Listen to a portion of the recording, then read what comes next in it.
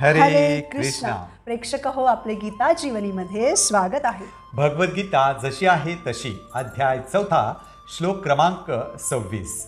श्रोत्रादीनिंद्रियाण्यन्ये संयमाग्निषु जुह्वति शब्दानिन्विषयान्य इंद्रियाग्निषु जुह्वति. भाषांतर.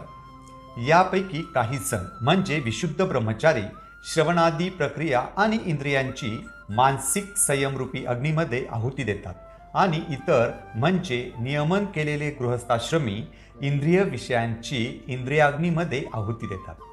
तर प्रेक्षक हो, मागील भागात श्रीकृष्णांनी आपल्याला यज्ञाचे 2 प्रकार म्हणजे देवी देवतांप्रती केला जाणारा यज्ञ आणि ब्रह्मज्योतीमध्ये स्वतःच्या आत्म्याचा केला जाणारा यज्ञ हे 2 प्रकार सांगितले. परंतु आपण जाणले की जे श्रीकृष्ण भक्त श्रीकृष्णांप्रित्यर्थ सर्वस्व यज्ञार्पित करतात तेच सर्वोत्तम योगी आहेत. येथे भगवंत पुढील यज्ञ प्रकाराबद्दल म्हणजे संयमरूपी यज्ञांबद्दल बोलत आहेत. म्हणजे या श्लोकामध्ये ब्रह्मचारी आणि गृहस्थ कोणत्या प्रकारचे यज्ञ करतात याबद्दल सांगण्यात आलेले आहे.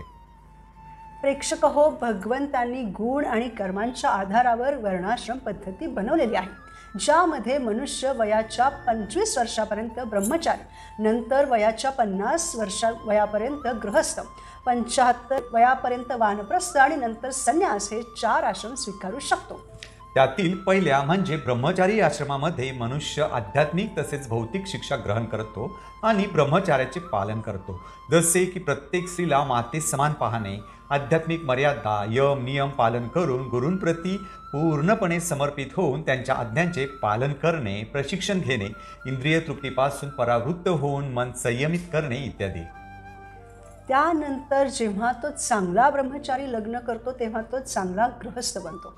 तेव्हा तो गृहस्थ धर्माचं पालन करतो, मुलांना जन्म देतो, त्यांचं योग्य रीतीनं पालनपोषण करतो. त्यानंतर 50 वयानंतर वानप्रस्थाश्रमामध्ये पूर्ण भक्ती मार्गाला लागू शकतो आणि त्यानंतर 75 वय झाल्यानंतर तो त्याच्या पत्नीला मुलांच्या संरक्षणामध्ये सोडून वनामध्ये जाऊन संन्यासाश्रम स्वीकारू शकतो. परंतु प्रेक्षक हो, हे सर्व वर्णाश्रम वगैरे कशासाठी? कारण मनुष्य जीवन हे पशुप्रमाणे इंद्रिय भोग करण्यासाठी नाही म्हणून.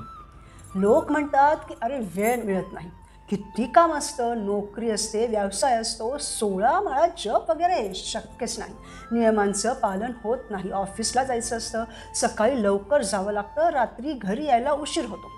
घरातील स्त्री म्हणते की मुलांना उठवायचं असतं, त्यांचं आवरायचं असतं, त्यांना शाळेत पाठवायचं असतं, मी केव्हा जप करणार, हे करायचं असतं, ते करायचं असतं वगैरे वगैरे. परंतु प्रेक्षक हो, कोरोना काळामध्ये ही सगळी कारणं, हे सगळे निमित्त स्वाहा झाले होते, बरोबर. कितीतरी लोकांना काहीच काम नव्हतं, घरामध्ये होते आणि त्यामुळे त्यांनी खरंच 16 माळा हरे कृष्ण महामंत्राचा जप केला, गीता भागवताचे पठण केले. त्याचप्रमाणे आत्ताही आपल्याला कितीतरी वेळ रिकामा मिळतो ना, मग त्यातील थोडासा वेळ आपण भगवंतांच्या सेवेमध्ये लावला तर हे शक्य नाही का? आहे, परंतु खूप दुर्मिळ. कारण आपलं मन श्रीकृष्णांमध्ये स्थिर नाही. आपण नुसतं खातो, झोपतो, संतान उत्पत्ती करतो आणि स्वतःच्या संरक्षणासाठी कार्य करतो. या 4च गोष्टी करीत असू तर आपले जीवन पशुजीवनाप्रमाणेच आहे. कारण आपण मनुष्य जीवन मिळूनही कृष्ण भक्ती करीत नसू तर आपण पशु आहोत हे शास्त्रांचं सांगणं आहे. परंतु मनुष्य जीवन पशुप्रमाणे जगण्यासाठी नाही, तर ज्या मूलभूत गरजा आहेत जसे की अन्न, वस्त्र, निवारा आणि शिक्षण, यासाठी वेळ व्यतीत करून राहिलेला वेळ आपण कृष्ण भावनेमध्ये घालवू शकतो, प्रयास करू शकतो, या मनुष्य जीवनाच्या सुवर्ण संधीचा लाभ घेऊ शकतो. म्हणूनच तर या वर्णाश्रमाची म्हणजे अशा पद्धतीची जिच्या केंद्रस्थानी भगवान श्रीकृष्ण आहेत, अशा वर्णाश्रमाची रचना अशा पद्धतीने करण्यात आलेली आहे की जेणेकरून मनुष्य आध्यात्मिक जीवनामध्ये पूर्णता प्राप्त करू शकतो. प्रत्येक जण ज्याच्या त्याच्या कुवतीनुसार कर्म करून, भक्तिमय कर्म करून पुढे प्रगती करू शकतो, भगवंतांना प्राप्त करू शकतो. उदाहरणार्थ, रेल्वेमध्ये फर्स्ट AC असतो, सेकंड AC असतो, थर्ड AC असतो, स्लीपरही, जनरल पण असतो. हे सर्व प्रवासी ज्याच्या त्याच्या सीटवर बसलेले असतात, परंतु तरीही सगळेजण पुढे जात असतात ना. त्याचप्रमाणे वर्णाश्रमाचा उद्देश आहे पुढे जाणे, प्रगती करणे, पशुवत जीवनाच्या वर उठणे, म्हणजेच भक्ती करून भगवंतांपर्यंत पोहोचणे. म्हणून भगवंत येथे सांगत आहेत की काही लोक असे असतात जसे की ब्रह्मचारी, जे संयम रूपी अग्नीचा यज्ञ करतात. त्यामध्ये ते भगवंतांबद्दल श्रवण करतात. प्रमाणित गुरूंकडून भगवद्गीता, भागवत, कृष्णकथांचे श्रवण केल्याने संकल्पशक्ती वाढते, दृढता वाढते. त्याने संयम ठेवण्याची शक्ती मिळते. म्हणून ब्रह्मचार्यांना श्रवणाची खूप आवश्यकता असते. आता गुरुकुल पद्धती नाही, परंतु पूर्वी होती. जो मुलगा गुरुकुलामध्ये शिक्षण घेत असे तो भौतिक दृष्टीने, आध्यात्मिक दृष्टीने पूर्णपणे शिक्षित होत असे. त्याचबरोबर आत्मनिर्भर होत असे. तो मनाला, इंद्रियांना नियंत्रित करू शकत असे. प्रामाणिक गुरूंच्या नियंत्रणाखाली जेव्हा ही मुले राहत होती तेव्हा ते इंद्रिय तृप्तीपासून दूर राहून आध्यात्मिक जीवन जगत होते. प्रेक्षक हो, श्रवण हे ज्ञानप्राप्तीचे मूलभूत तत्व आहे. म्हणून आजही विशुद्ध ब्रह्मचारी पूर्णपणे हरिनाम श्रवणामध्ये आणि कीर्तनामध्ये संलग्न झालेले असतात. आणि जे श्रवण करतात तेच बोलतात. म्हणजे ते सतत भगवंतांबद्दल ऐकतात आणि भगवंतांबद्दलच बोलतात. आपणही त्याप्रमाणे भगवंतांचे उपदेश इतरांपर्यंत त्यामध्ये कोणत्याही प्रकारचा बदल, भेसळ न करता पोहोचवू शकतो आणि सांसारिक शब्दध्वनीपासून स्वतःला दूर ठेवू शकतो. म्हणजे या संसारामध्ये ज्या काही सांसारिक गोष्टी, प्रजल्प, राजकारण या गोष्टी आहेत त्या श्रवण करू नयेत. कारण या गोष्टींवर आपण कितीही बोललो तरी त्यांना आपलंच मन प्रदूषित होतं. त्यामुळे यापासून दूर राहण्यासाठी शब्दध्वनी नेहमी पवित्र असला पाहिजे. आणि भगवंतांचा जो हरे कृष्ण महामंत्र आहे त्यापेक्षा पवित्र शब्दध्वनी कोणता असू शकतो? म्हणून आपणही 24 तासांपैकी जितका जास्त वेळ भगवंतांबद्दल श्रवण करू शकू तितकं केलं पाहिजे. ते करणं एवढंही अवघड नाही हो.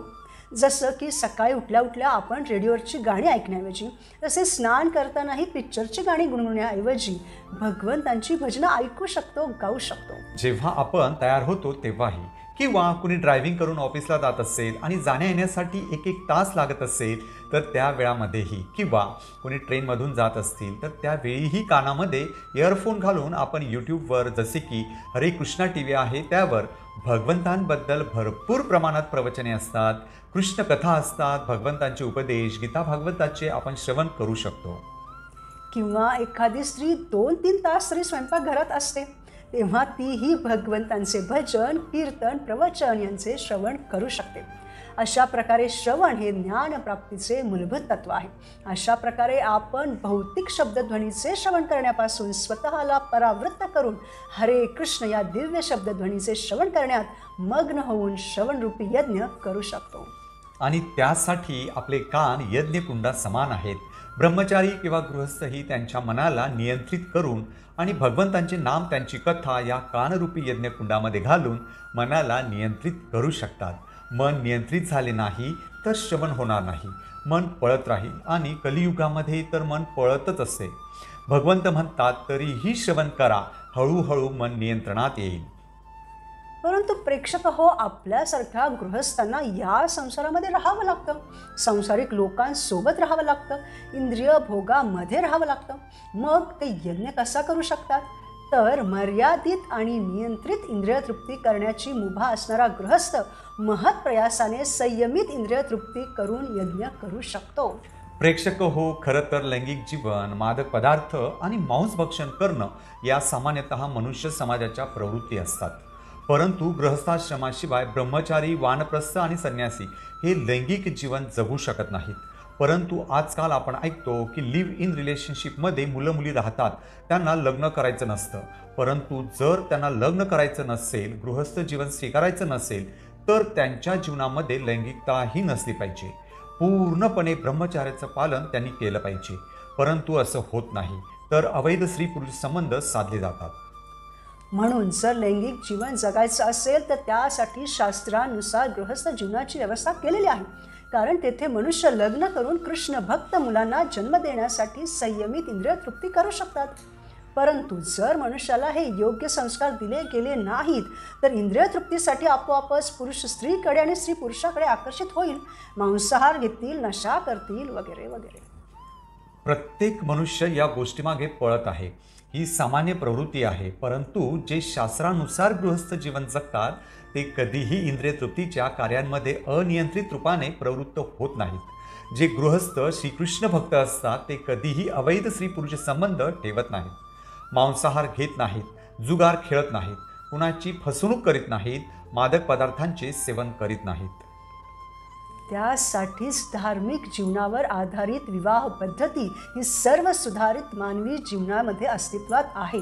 म्हणजे भगवान श्रीकृष्णांना साक्षी मानून एका यज्ञाच्या रूपात एक संस्कार म्हणून विवाह करणे आणि त्यानंतर एक नियंत्रित जीवन व्यतीत करणे होय. कारण हाच मैथुनभोग नियंत्रित करण्याचा योग्य मार्ग आहे. असे संयमित आणि अनासक्त संभोग जीवन म्हणजे एक प्रकारे यज्ञच आहे.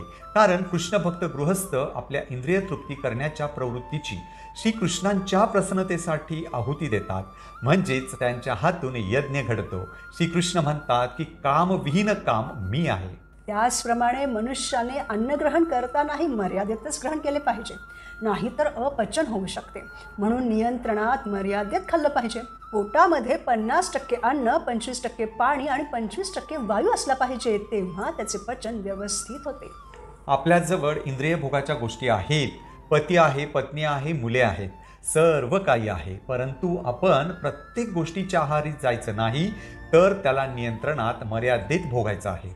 असं नाही की फ्रीजमध्ये खूप सारे वेगवेगळ्या प्रकारचे व्यंजन आहेत आणि सगळेच खावेत असं नाही. आपण तेवढंच खाऊ शकतो जेवढं आपल्याला गरजेचं आहे. त्यानं आपल्या शरीराला शक्ती प्राप्त होते आणि मग आपण आपली कर्तव्ये करू शकतो. अशा प्रकारे इंद्रियांच्या काही मागण्या असतात, त्यांना ते द्यावं लागेल. त्या अग्निकुंडामध्ये आहुती द्यावी लागेल, परंतु मर्यादित. ज्याप्रमाणे ब्राह्मण छोट्याशा पळीने यज्ञामध्ये हळूहळू तूप टाकीत असतो, एकदम तुपाचं सगळं पातेलं ओतत नाही, त्याप्रमाणे गृहस्थांना इंद्रियभोग मान्य आहेत, परंतु गुरूंच्या निर्देशनानुसार शास्त्रांमध्ये ज्याप्रमाणे सांगितलं आहे त्याप्रमाणे मनाला नियंत्रित करून इंद्रियभोग केला तर गृहस्थ देखील भक्तीमध्ये प्रगती करून श्रीकृष्णांना प्राप्त करू शकतात. म्हणून प्रेक्षक हो, जीवनात आनंदी राहण्यासाठी आपण भगवंतांबद्दल श्रवण, भगवंतांबद्दल कीर्तन अशा प्रकारे आपल्या इंद्रियांना संयमित केलं पाहिजे आणि अशा संयमित मन आणि इंद्रियांद्वारे भगवत सेवा करून आध्यात्मिक जीवनामध्ये पूर्णत्व प्राप्त केलं पाहिजे. पुढील भागात आपण भगवद्गीतेच्या 4थ्या अध्यायातील पुढील श्लोकांवर मनन करू. आपल्या इंद्रिय तृप्ती करण्याच्या प्रवृत्तीची आहुती देऊन यज्ञ करूयात. हरे कृष्ण या दिव्य शब्दध्वनीचे श्रवण करण्यात मग्न राहूयात. धन्यवाद. हरे कृष्ण.